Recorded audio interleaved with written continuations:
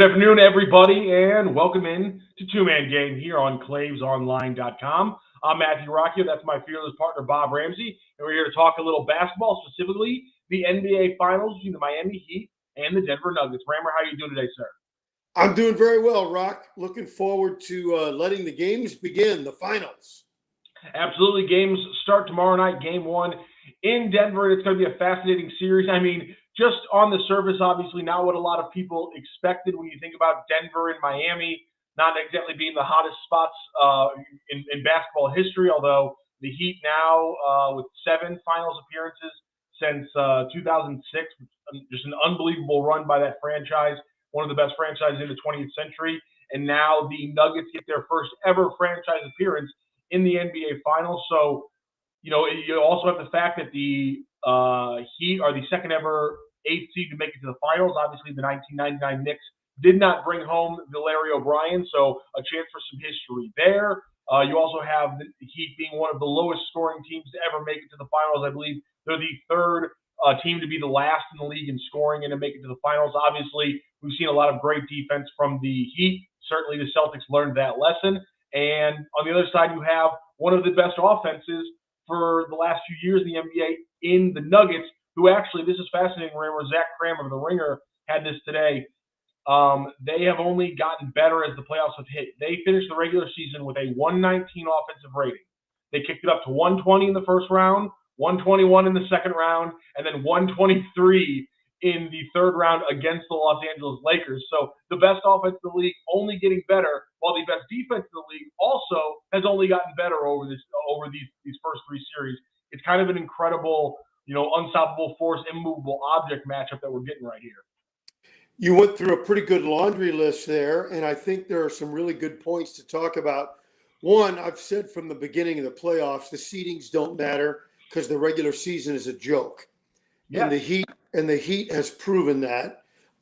Having said that, none of us believed in the Nuggets. They're saying, well, we were the number 1 seed. Tells me that they played it straight most of the year. I have no evidence to back up my bold statement, however.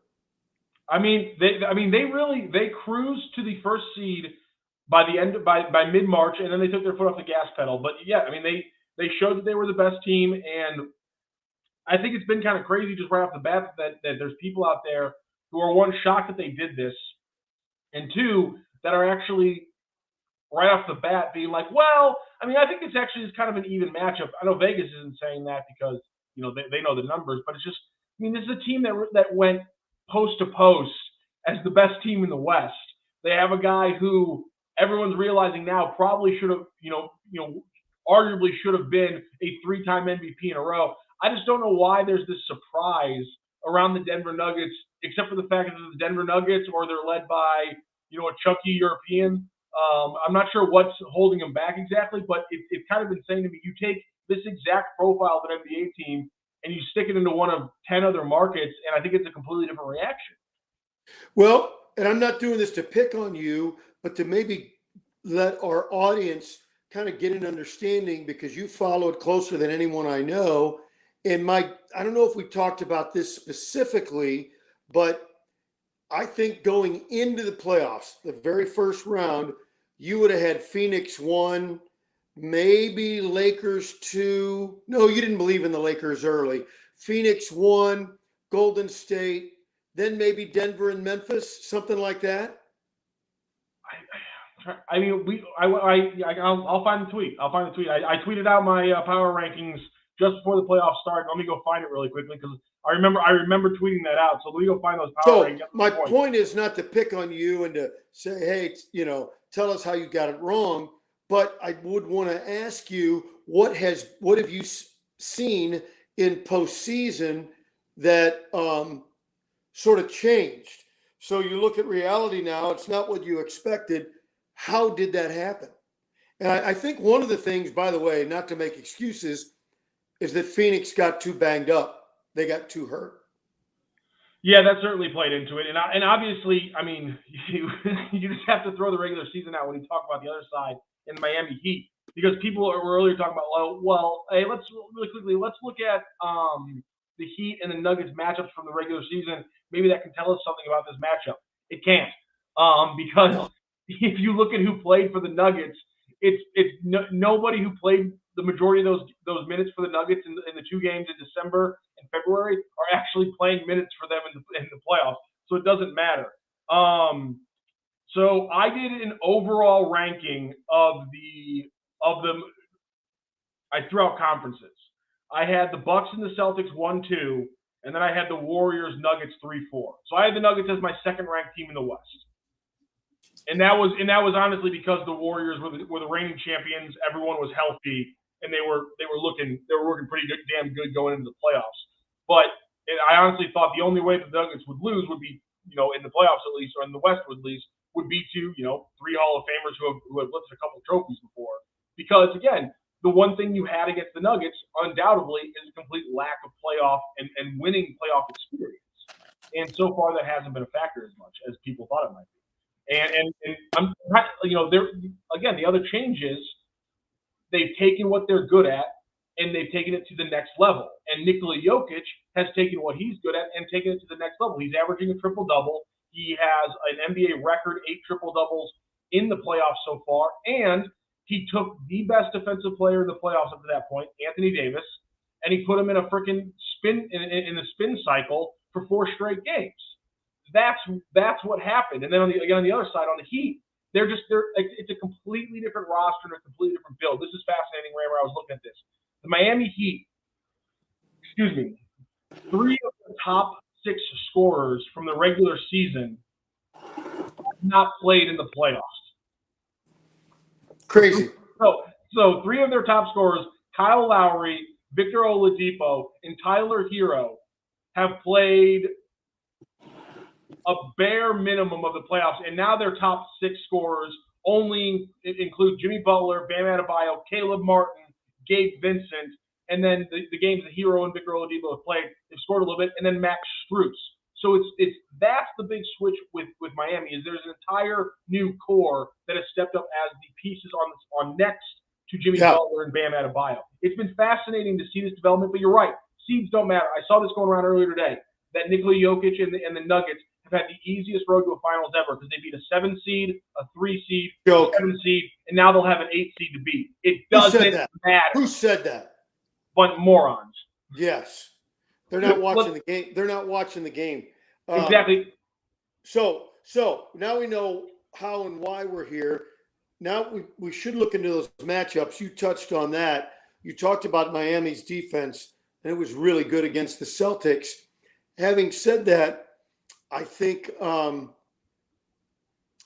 how Miami goes about trying to guard the Joker, and I think it's going to be the biggest challenge, one of the biggest challenges of Spoelstra's career, because he's such a different animal. We saw Anthony Davis and his defensive effort really take out Golden State, but he couldn't do it against Denver. It's a different animal. So what will they do? The answer can't be Bam Adebayo. He can't do it by himself. So if you run some sort of defensive scheme or game at the Joker, which you will have to, what does that expose you elsewhere on the court? And then how will the Nuggets expose that? I think that's the steps in the key to figure out who's going to win. So let's go through a couple of those steps. So right off the bat, Bam Adebayo was actually just on a podium doing a press conference about an hour ago, and he was asked, what the plan is against Jokic, and his thing was, we got to get him into awkward spots and force him to take awkward shots. And my thing that's a good point, but I mean, Jokic's specialty is making awkward shots. That's not going to be enough. And so moving into just the X's and O's factor, the big thing you watched that Miami and Boston series is that when Boston won games, especially the game they won, the final game, they switched everything, especially with Bam Adebayo. And that's the thing. This is going to be a great example of the 2 different kinds of big men that now exist in the NBA. Bam Adebayo is great when you want to switch screens, but the only team that the Heat played this year that they did not switch screens against was the Denver Nuggets. They played Bam straight up on Nikola because they don't want they lose their plus effect in the switch game playing Nikola Jokic and giving him a smaller defender. And so one thing we got to see is Bam's going to have to figure out how to keep him, from scoring too easily. They're going to have to throw help at him because they're not going to be switching too much. That's not going to be different. So my big question for you, though, is going to be this one, because this kind of gets into just some classic X's and O's basketball. We saw the Heat break out that zone against the Boston Celtics, and it really, really flummoxed the Celtics, especially in Game 7. My question to you is, can that zone be effective when you have such a unicorn-like player in Nikola Jokic, where pretty much everything that usually works in a zone is kind of screwed with because he's so tall, he can shoot, and he can pass so well? I think the last thing you said is the real problem for Miami's defense is you can put him in awkward spots. He doesn't care if he doesn't shoot. He cares if his team scores baskets. You put him in an awkward spot. You can't put him in an awkward enough spot that he can't find the open man. That's not possible. Now, you may stop him from scoring himself, but not the pass. So, and if I knew the exact answer on what to do defensively, I'd apply for an open job in the NBA.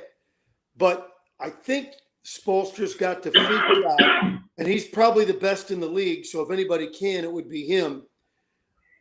How can you play Joker straight up, and when help comes, not traditional help, but help in eliminating passing lanes? I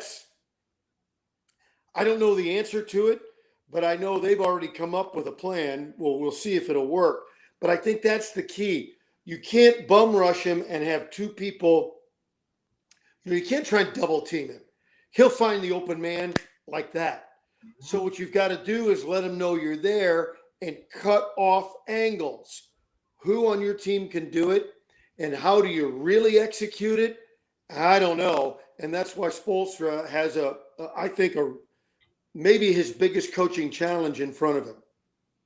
Yeah, I mean, and that's why, guys like Caleb Martin and Gabe Vincent becoming such, key parts of this team has been so crucial, because they have a great defense and it really does work on a string. And so if anyone can get that kind of hedge game, play the passing lanes, and maybe play that within a zone, I think the Heat are going to be able to figure that out. It's going to be fascinating right off the bat in Game 1 to see what is their first punch, what is their counter punch. I think that in the first 3 quarters, the punch counter punch of, do they go to the zone at all? Do they still not switch anything?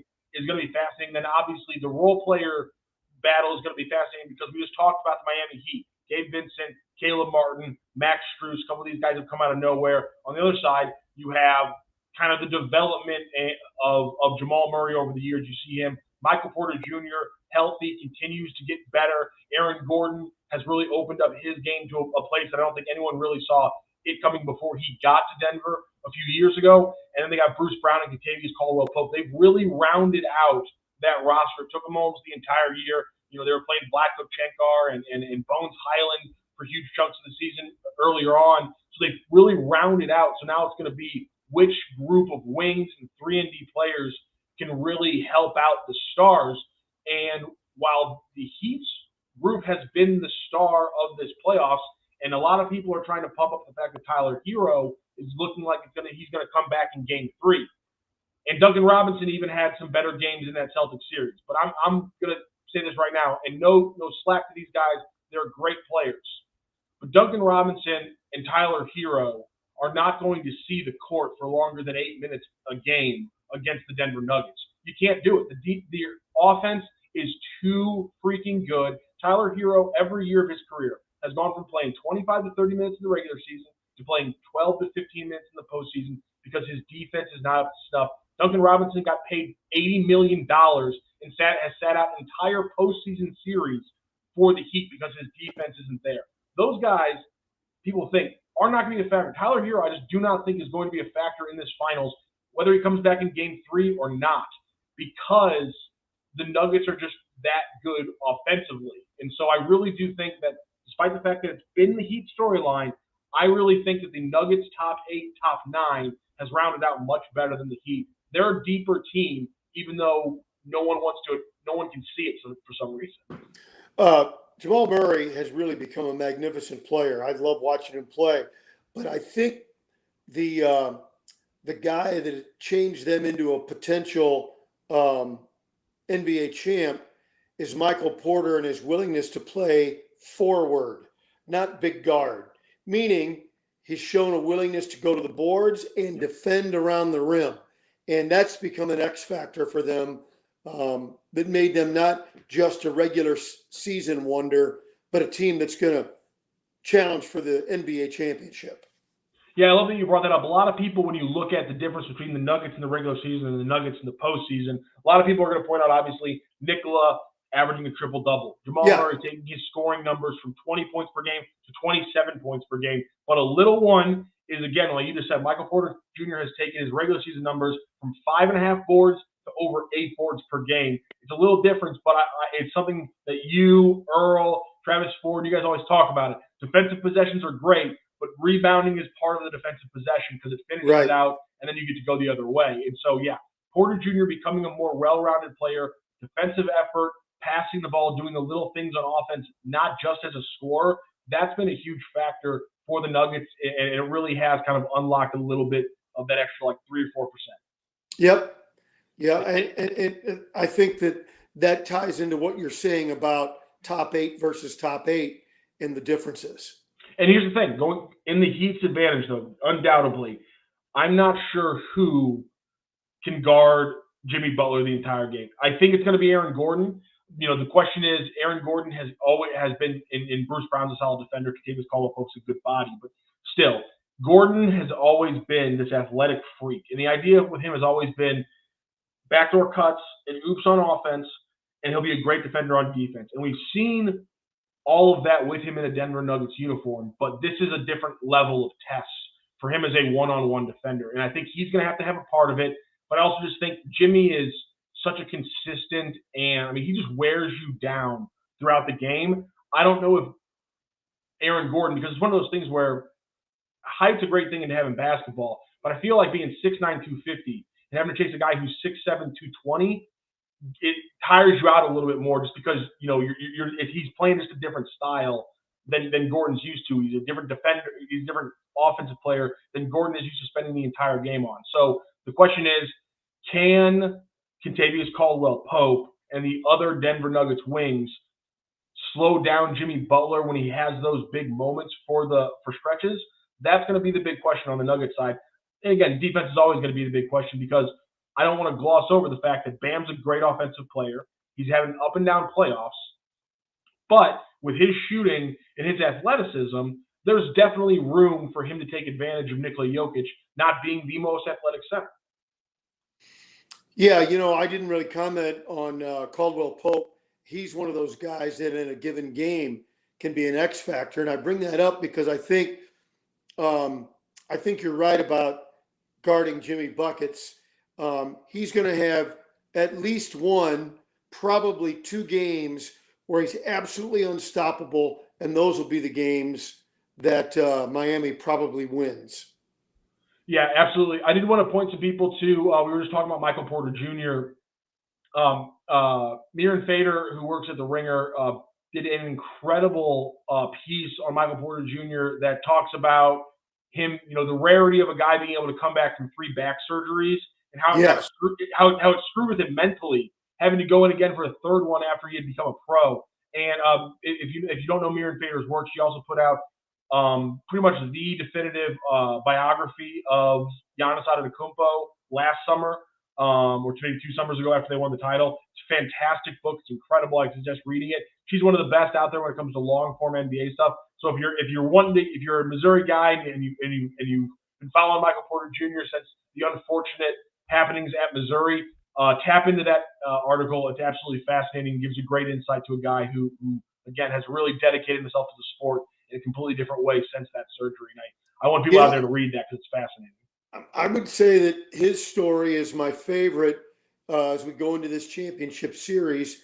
And I don't really care because I love watching Jimmy Butler play, but I think I just love Michael Porter's story and his story of perseverance, and I'm rooting for him.